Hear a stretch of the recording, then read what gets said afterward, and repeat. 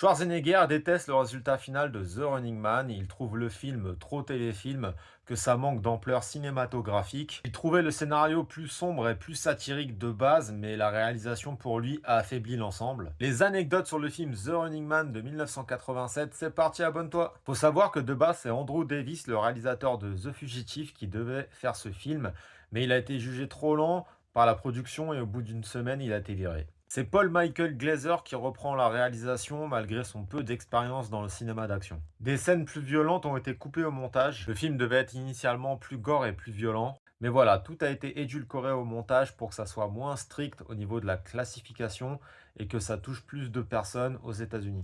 Le film s'éloigne quand même du roman de Stephen King parce que son personnage principal, Ben Richard, est un homme désespéré, malade, maigre. Rien à voir avec l'image de Schwarzenegger, bodybuildé, en héros des années 80. La fin du film n'a rien à voir aussi avec le roman parce qu'à la fin de celui-ci, le personnage principal, Ben Richard, écrase un avion dans les locaux de télévision de la chaîne. Deux des acteurs principaux de ce film deviendront gouverneurs aux États-Unis, Schwarzenegger en Californie et Jess Ventura dans le Minnesota. Voilà, j'espère que ces petites anecdotes sur le film t'ont plu. Il y a un remake qui va bientôt sortir avec Glenn Powell en novembre. On verra ce que ça donne. En attendant, n'hésite pas à t'abonner à ce compte pour lui donner plus de force et à me dire en commentaire si t'as aimé ce film. Allez, ciao!